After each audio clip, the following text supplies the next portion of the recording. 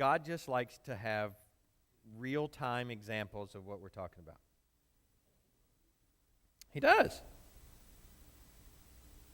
Look, the iPad's going to die too. Just watch. Just watch. Hold on.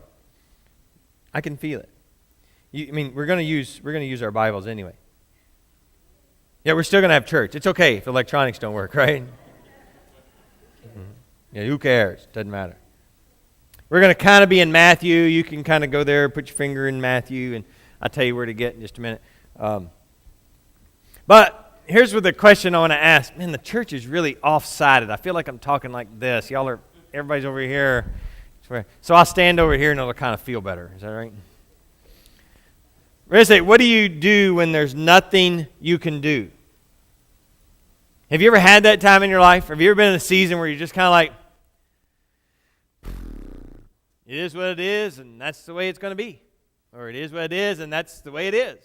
Just nothing. Circumstances are going on in your life, and there's nothing you can do to change it. And you don't really know how to feel about it. Or maybe you feel horrible about it, and you start to get all icky about it. But there's still nothing you can do about it. There are some problems you can solve, but then there's some unsolvable problems. There's some tensions that you can resolve, but then there's some unresolvable tensions. There's things in your life that you just can't do anything about. And, more than once in our lives, I believe we'll find ourselves in a situation like that, to where we just got to look at the situation, or we even look into the future, and we don't even see an end, and we're just like, this is the way it's going to be. For many of us, it could be relationally. It could be the people that we are living with or hanging with or whatever it is, or you're married and there's just something going on in your marriage. You don't really want to change, and they don't want to change, but you don't want to get a divorce, and they don't want to get a divorce. And so it just kind of becomes, it is what it is, and it's not going to get any better. And you just kind of feel, like I said with the kids, blah. Why don't y'all try that? Blah. Try that. Do it again. Blah. All right, so when I need you to today, you're going to say blah. That's okay. That's just kind of how we are. And we're going to try to get you excited today, but you're going to have to say blah. But you may not get excited. For some of us, it's your kids. Maybe your kids didn't grow up the way you thought they should, or you thought they were gonna. You remember when your kids, I remember this with Staples Allen was in the 9th grade. I started preaching to him. Fancy that. These grades count now. 9th grade, it all starts to count. And long about his 12th grade year, halfway through, he goes, hey, these grades start to count. And then it's just kind of too late, If you haven't picked up on it in one time, when you get to that level, you're just like, he was fine. But Sean Taylor's there now, and I'm like, these grades count. You need to be thinking, these grades count. Maybe your kids, you thought one thing, and they get to a certain level, and instead they just start hanging out with people, and then all of a sudden they're engaged, and then all of a sudden you've got a new set of family you didn't know about, an extended set of family you're not really happy with. Yeah, some nervous laughter. That's okay. Maybe they're here. Maybe it's financially. Maybe your dreams haven't come true, and honestly, they can't come true. The financial dreams you thought you were going to have, or you do have, or did have, they're just not coming, and you kind of feel blah. There you go. When it comes to financial stuff. Maybe it's professionally. Maybe you thought you were doing the job you were going to do forever. You were in a profession, and then all of a sudden something happened, nothing you could do about it, and all of a sudden you find yourself not doing that anymore, and no real way to get back to where you were, and you just kind of feel blah about your profession and job, but there's not really anything you can do about it. Just kind of where it is where it is. For some, it's your health. You're not going to die from what you have, but it's just kind of there. It's chronic. They can treat it, but they can't cure it. And what you're looking at is your new normal. It's just kind of, you don't know what to do. Because you're not happy getting up like you used to get up. You're not happy when you look into the future and it's exactly the same way as it feels today, and you don't see any end in sight, and you're just kind of blah. Right, that's what we're going to talk about. This is what we call an in the meantime. an in the meantime sort of season. If you're not really looking for a solution, you may even have options, but those options are all bad. You ever had one of those? Yeah. How about loneliness? Here's an example, loneliness. Well, the only way to cure loneliness is to do something that after that's over is worse than the loneliness you were trying to cure in the beginning. Right? Amen, amen, yeah. See, I'm starting to step on some toes maybe. Good. Yeah, so the options aren't really good either. How excited are you to be at church today? Blah, there you go. See, you're learning. See, there's this, what are you going to do? I mean, you can run, but you don't want to run. You mean you can abandon your family, but you don't want to abandon your family. I mean, you know better than that. I mean, you can give up on your kids. You're not going to give up on your kids. You could quit. You don't want to quit. You could drink yourself into oblivion. Blah, thank you. That's just temporary. That doesn't help. Helps for a little bit. Then you look back, it's bad. Then there's the internal battle. You get jealous over the other people who aren't going blah over their life. They just all the time smiling. They got a wrinkle-free life. You almost want to walk up and smack them. Right? I mean, you're just too darn happy. Straighten up. Do something bad. Okay? Or you look at them and you go, they're living my life. That's the life I was supposed to have. That's the life I believed I was going to have. And now somebody else is living it, and I feel like I'm living somebody else's life. And this internal struggle starts to happen. And you realize you can't go back and recapture what you had. You can't go back and restore the first marriage you had. You can't go back and fix what got you to where you are. You can't completely restore the relationship with your kids or with another family member that's broken. You just can't get there. You want to, but you can't. It just seems like there's nothing you can do, and you find yourself kind of in a funk. Blah.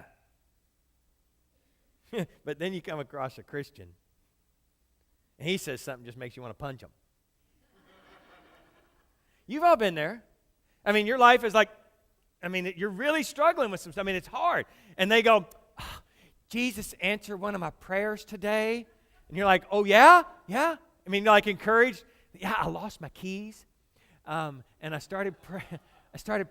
And then one of my friends came to my house, and they opened the door, and my keys jingled. And there they were right in the door. Isn't it cool? God sent that guy to my house, and my keys would jingle. And you just were like, you don't know nothing about pain? Let me show you pain. I mean, seriously. I mean, it just almost makes you feel more. Now, I'm not making fun of God taking care of little stuff. I'm talking about from your perspective. When you got, your big things going on, and somebody comes along with their little problem. It just makes you feel more of a blah. Those people you look at, you're just like, I don't even want to be in your life group. Nothing you got. Because you all have a picture of the perfect family. You have a picture of what your financials should look like. You all have a picture of what you wanted your life to be. We all do. And then something, or it doesn't kind of fit there, and then you all get all goofy because it's just not the way you wanted it. We talked about this in Sunday school. That's when the prayer requests start to fly. Can you pray for me? I need to get this, and this so that I can get where I need to be. I need to work because I want to get where I need to be. I need this to happen. And it creates this thing in our life to where we're just not happy, but there's really nothing we can do about it. And everybody around you reminds you of this thing you're in. They're not doing it on purpose. But as they're walking around smiling, and as they're walking around with their happy life, and their party invitations, and their big houses, and you look at them and you're just like, come on, God, what's going on? Maybe you even cry out to Him. Come on. That's what I wanted. In these seasons of life, we begin to believe some lies. We even tell ourselves some lies. I gave you 3 lies. I'm going to give you 3 lies. Lies, not lives. lies that we tell ourselves. One, I'll never be happy again. Maybe you were happy and something happened and now you're not happy and you don't see any way you're ever going to be happy again. I'll never be happy again.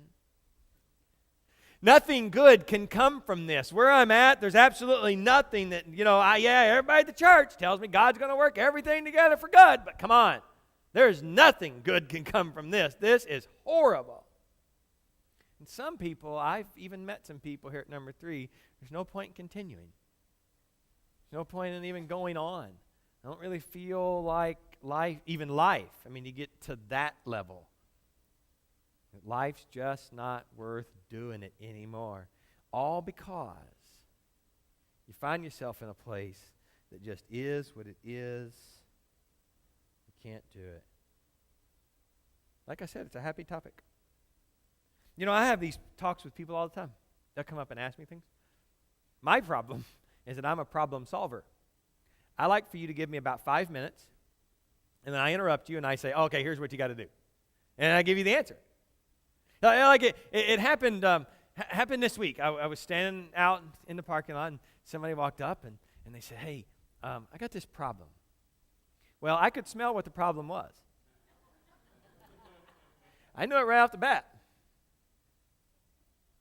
I didn't give them the answer they wanted, but it was the answer they needed. I mean, you need to get into a program, and you need some new friends, okay?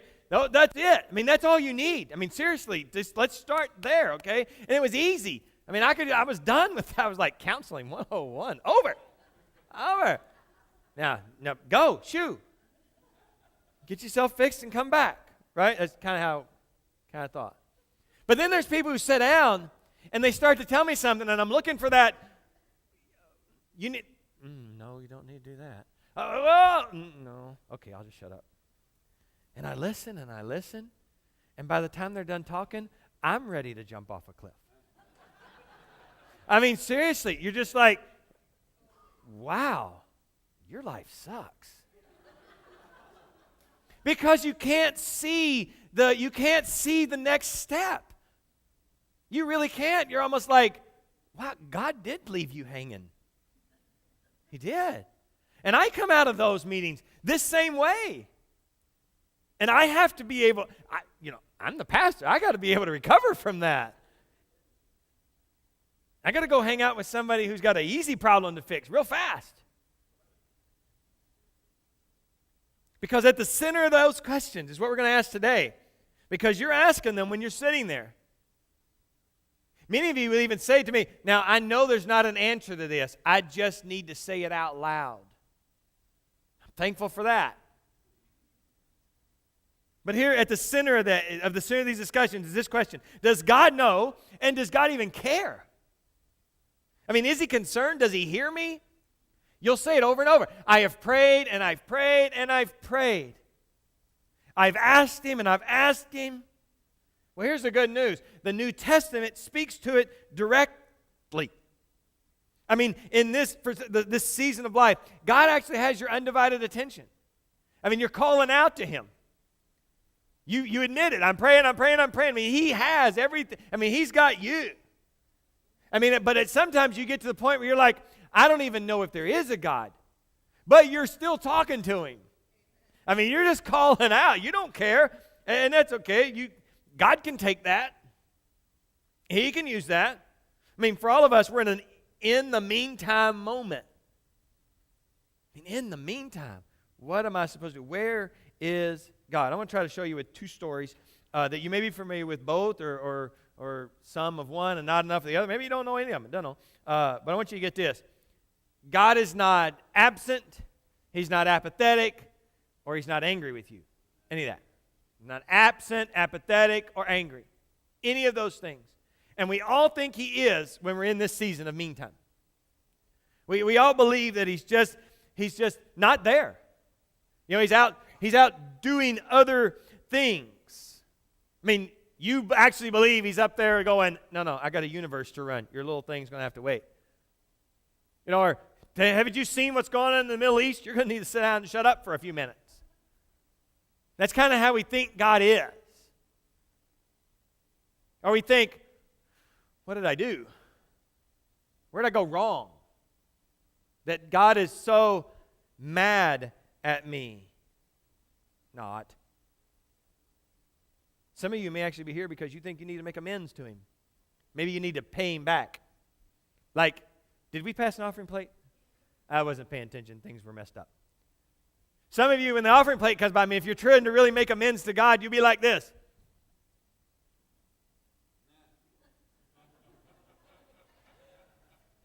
Make sure they count that one as mine. You are. I mean, you really want things to straighten up, so you think you've got to get God's attention by either, hey, got him in church, don't forget, mark me down, you know. I gave, absolutely I gave. And did you notice I opened the door for some people that couldn't get it? I didn't park up front. I parked in the back. I've been kind of doing what I'm supposed to be doing. I think we're going to catch up with God, but it's just not, and you almost want to ask him, can I have my luck back? Can I get you to pay attention to me again? Because I'm really not feeling it right now, God. But before we get to the stories, let me poke you a little bit, because there's something in these stories that you need to realize about ourselves and yourselves. There's a little bit of hypocrisy in all this when we find ourselves in these meantime moments. Because you, at some point in your life, there's been a date in your life. There's been a time in your life. There's been a spring break in your life. There's been a business trip in your life when the presence of God was the furthest thing from your mind. I mean, you had actually made on purpose driving to get in trouble. You had actually made reservations to sin. I mean, you were going down the road. You had sin packed in the back seat. It was on ice. It was stuffed in little baggies under your front seat, hoping the cops weren't going to pull you over. And at no point were you going, oh, God, I just want to feel your presence right here, right now. Yeah.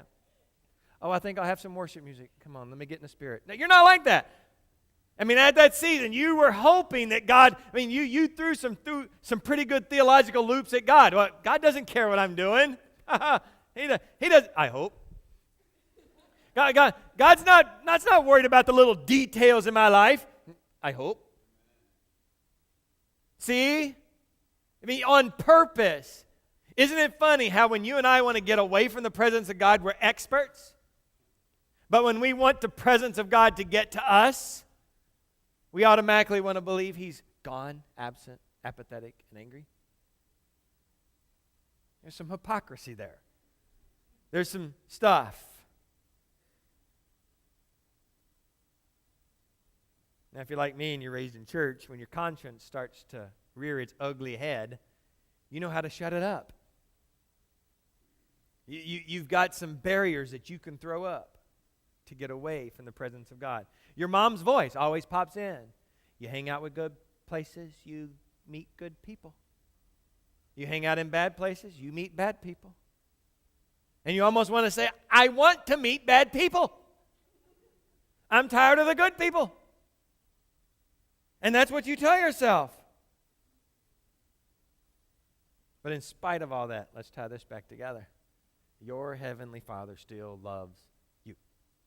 In spite of the fact that you can push him aside in some times and then beg him to return in others, he still loves you. And I can say that confidently because of the one statement, the most famous statement ever made, for God so loved the world.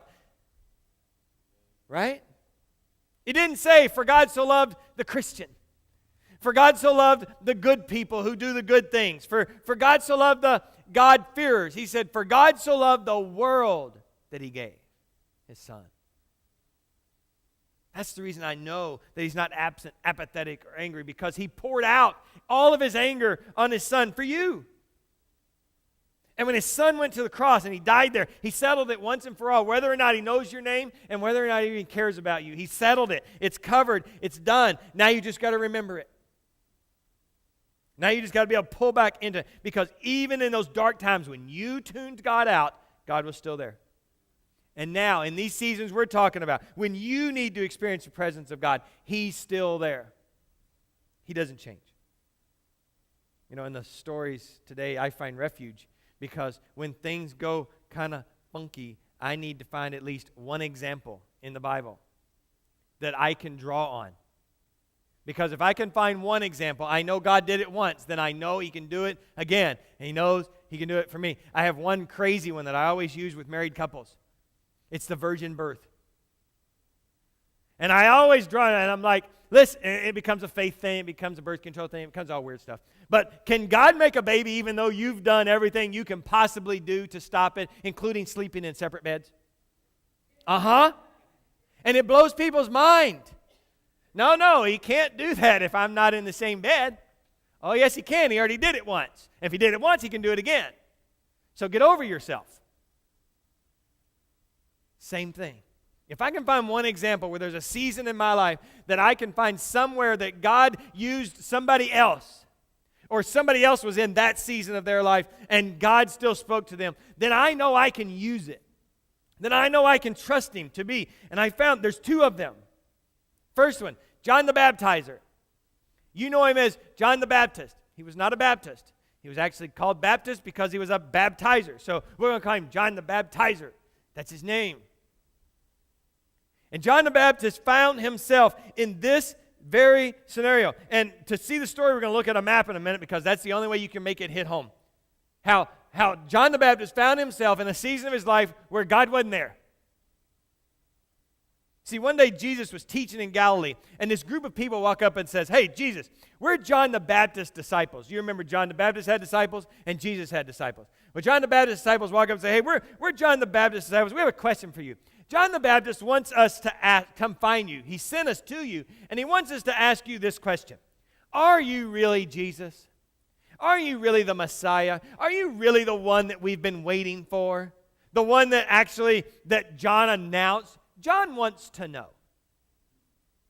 You know, for those of you who know the story, why didn't John ask himself? Where was he? He was baptized. No, he wasn't baptizing. He was not baptizing when he asked this question. What? Yeah, he was in prison. John the Baptist was in prison. He's in prison because he started talking smack about some political leaders. Now, let me set this story up because it's kind of cool. John the Baptist worked the Jordan area. You know, he kind of worked in there, and that's where he did his baptizing, and he dealt with people in that area. So what's going on is in that area there was a king. His name was Herod. Now, this King Herod was the son of the King Herod that slaughtered all the babies in Bethlehem. Remember from the Christmas story? King Herod got rid of. So this is his son. His name is Herod Antipas. Now, Herod Antipas had a brother named Herod Philip. Everybody's named Philip. The first Herod called everybody Herod, kind of an ego thing. It's okay. So Herod Antipas is king, and his brother Herod Philip married their niece, Herodias. They even named the girls Herod. That's okay. Kind of, yeah, no, married his niece. That's only weird if you're in Kentucky. Or it's only not weird if you're in Kentucky, but I'm from there, so I can say it. But okay, so time goes by. Herod Philip has to go off to Rome for an extended period of time. Well, while Herod Philip is in Rome, Herodias gets lonely. She goes and has an affair with his brother, her other uncle, Herod Antipas. By the time Herod Philip gets back, Herodias has divorced Herod Philip and married Herod Antipas. So now she has been married to both brothers. She is now a wife niece to her husband uncles. And you thought Young and the Restless was crazy. I mean, hey, the Bible's not boring. You got to read this stuff to check it out. Now here's what's going on. John the Baptist is preaching along the Jordan River, and he's using those three, that little love triangle, as examples. And he's kind of making fun of them when he's talking about sin and repentance. Now, King Herod thinks it's kind of funny. Herodias, not so much. She goes and convinces her new husband, King Herod, to have John thrown into not just prison, but a dungeon. And not just a dungeon in town. She has him sent to the easternmost part of the kingdom in a place called Machaerus. I think I got a picture of Machaerus. Is that what's next? No, don't show me that. Take that back off. I'm not going to show them that yet. Not there. So he's left there in Machaerus. Time goes by, and time goes by, and time goes by, and John finds himself thinking like you think. What? Yeah. What about me? What's going on? He starts to have some doubts about who he was talking about this Jesus guy. I mean, here's the interesting thing. Jesus loved John the Baptist. We know this. Remember, no one knew who Jesus was, but everyone knew who John the Baptist was. One day, John the Baptist was baptizing, and Jesus comes by. John the Baptist stops baptizing, stops being who he is, and says, that guy, I know you've been following me, but that's the one you need to follow. I'm not even worthy to tie that guy's shoes. Behold, the Lamb of God who's come to take away the sins of the world. I mean, that's who John the Baptist believed Jesus was, and that's how much Jesus loved John the Baptist. I mean, John the Baptist's mother and Jesus' mother they're kind of cousins, related in kind of a way. And here's what Jesus says about John the Baptist, Matthew 11:11. Truly I tell you, among those born of women, there has not risen anyone greater than John the Baptist. Yet whoever is least in the kingdom of heaven is greater than he. Jesus says John the Baptist is the greatest man on the planet. People could ask Jesus, but what about your father? Is he greater than your father? Yep, he's greater than my father. What about your mother? I mean, she's pretty up there. Nope, she's greater than my mother. The greatest man on the planet, John the Baptist. This is how much, that's a big statement. I mean, how would you like it if Jesus said that about you? But now, John the Baptist isn't sure about what he thinks of Jesus. He has a little doubt. Let's look at the first part of Matthew 4:12. When Jesus heard that John had been put in prison. Now, many people will say that the New Testament is made up. It's just given stories so that you and I will follow blindly some guy around your life. Now, what's going to come next is proof that it's not just made up. What comes next actually happened. Because let me tell you, if you were making this up, you would not put what comes next. Just think about this for just a minute. Knowing what you know about Jesus and John the Baptist, when Jesus heard that John was put in prison, what would you say that Jesus would do? Go visit him? Get him out. Bust him out. Get him out of jail. Bake him a cake. Right? Send him some loaves and fishes.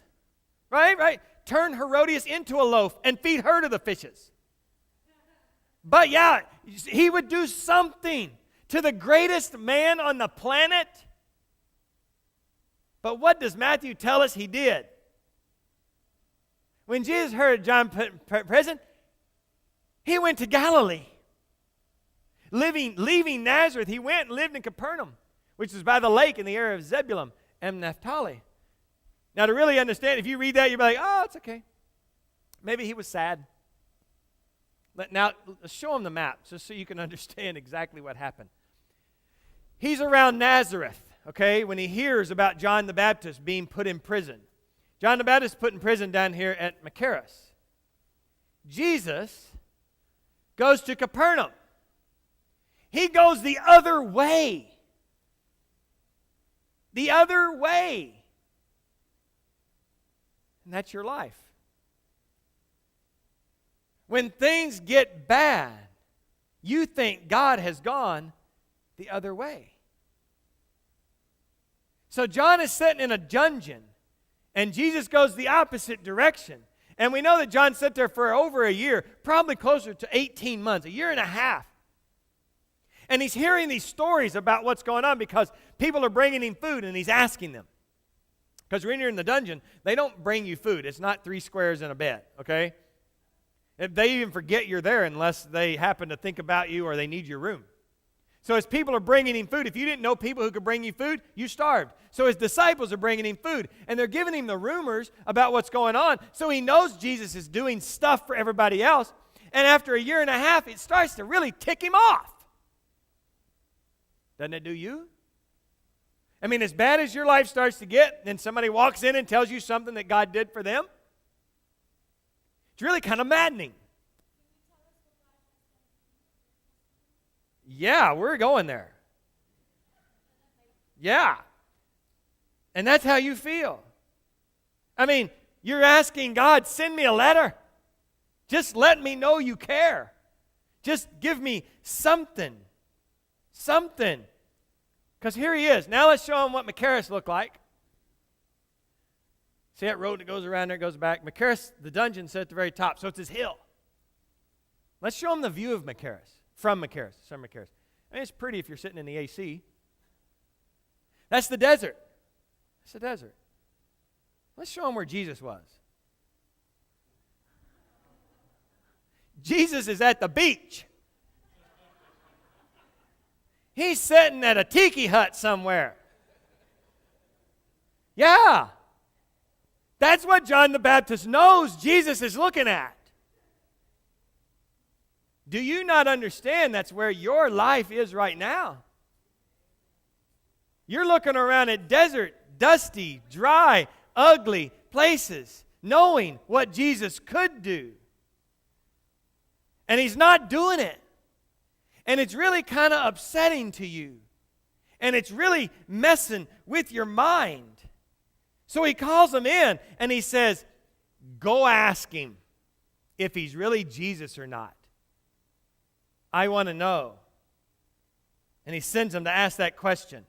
They get there. They see this. Can you imagine his disciples? We're not going to tell him about this part. He's discouraged enough. But they go ahead and they ask Jesus. And here's what Jesus says. Yes. Tell him I'm the one. I want you to go back and tell him about all the healings. I want you to tell him about all of the rescued lives. I want you to tell him about the prisoners. No, don't tell him about that. Tell him about all the things that are happening around me. Tell him all the things I'm doing for other people. Crazy. But tell him so that he'll know that I'm still God. Tell him he can look at the life of other people and know that I'm still God. That I haven't left. That I haven't gone anywhere. Because that's your life. I tell you this because when you're hanging out in Machaerus and wondering where Jesus is, Jesus still and can still love you. He knows where you are. He knows your name, and he still cares for you. He did it for John the Baptist, and he can do it for you. He will do it for you. Right after this, the guys leave.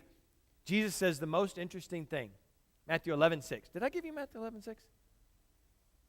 Blessed is anyone who does not stumble on account of me. When you first read this, it's almost an admission, you want to say admission of guilt by Jesus. Blessed is anyone who does not stumble on account. Blessed is anyone who doesn't lose their faith in spite of what I'm doing or not doing in their life. Blessed is the person who understands who I am, even though they're not looking at exactly what I'm doing around them.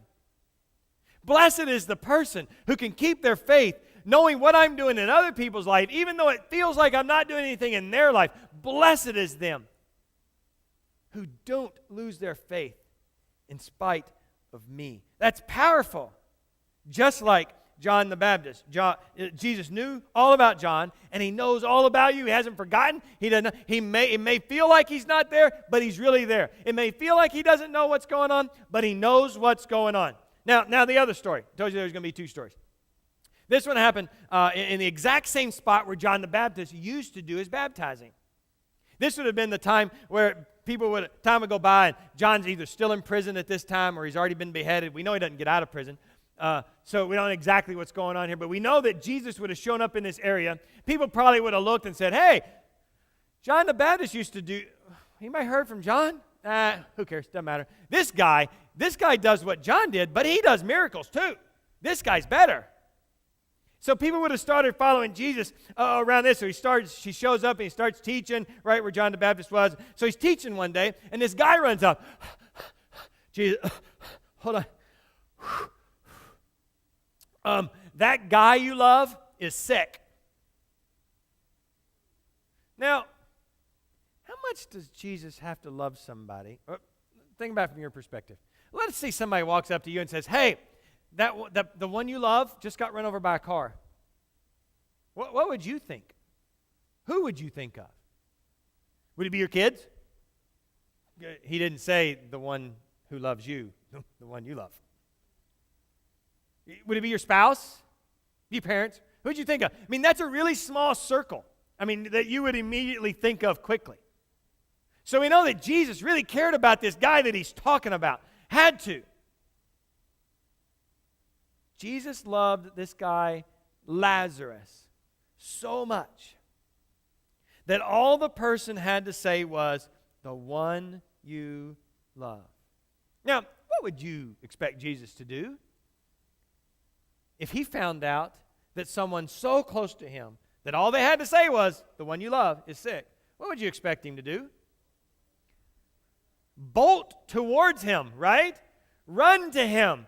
Check out what's going on. You got to go see what's happening. Let's go to John 11, verse 5, and let's see what Jesus acted in. Now, Jesus loved Martha and her sister and Lazarus. Loved them. So when he heard that Lazarus was sick, he sat still for 2 more days. Now, if I was making this up and I wanted Jesus to be really powerful, this is not what I've written. He sat still 2 more days. Time goes by. Lazarus gets sicker and sicker and sicker. And then Lazarus dies. The one that Jesus loves dies.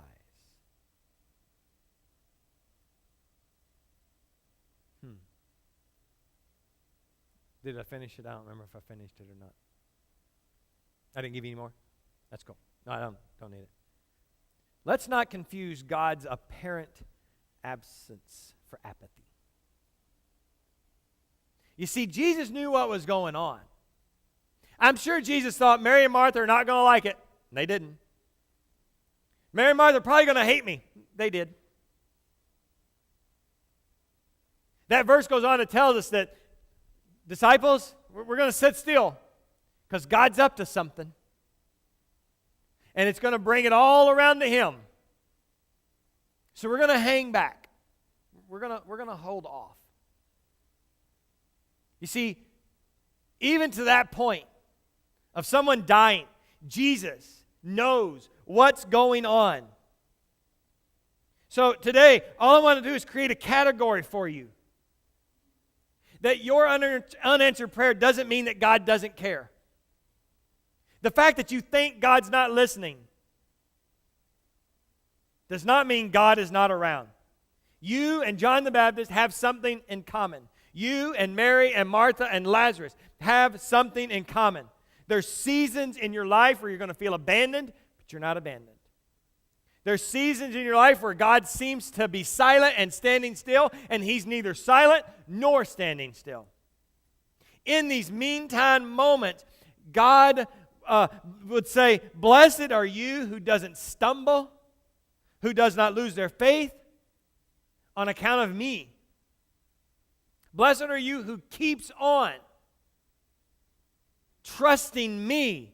Even though you don't necessarily see me right this instant, you have to know that I am there. He would have us look at those 3 statements we said in the very beginning. We say, I can be happy again. Emphasis on can. I can be happy. Something good can come from this. This thing that I've got going on in my life, or you've got going on in your life, something good can come from this. And there's purpose to this pain. That one's going to take some getting used to. Yeah, that's supposed to say pain, not plan. There's purpose to your pain. Can you get to the point in your life, in your faith walk with Christ, that you can look at what's going on and go, this is painful, but I know there's a purpose, and I'm going to just hold on. And I'm just going to ride this thing out. I'm just going to take this meantime moment, and I'm going to just trust God is still here, even though it seems He's really far away. And I'm going to remember the times when I pushed Him away, and I'm going to understand that He was still there anyway. And I'm going to know that now that even though I'm hoping He's here, I'm going to trust that He's still there anyway, because my God is still God. He's the same God He always was. And I can trust Him good, bad, and ugly. There is a plan. There is purpose. Something good can come, and I can be happy again. Come back, and we'll look at it in the meantime some more. Let's stand. Let's get out of here. Tonight we have Health Park. We leave at 5:30. 5:45 on the bus, or I can meet you over there, or you can meet us over there at Health Park, and we'll go around and love on some people and be able to take some of this that you've got going on in your life and project it onto somebody else. Use this time, this season, if you're in one of them. Listen, if you don't relate to this, if you're not in that season of life, just hold on. Hold on. It'll wave back around. It'll wave back around. You'll need to tap into some of this trust when you can't see kind of stuff. Just hold on, and we'll be there. Then all the other things going on this week, look in the bulletin. Won't you be here? While you're here, won't you be a part of them? Because you are our family. May God bless you and show you Him. Paul, pray for us, would you?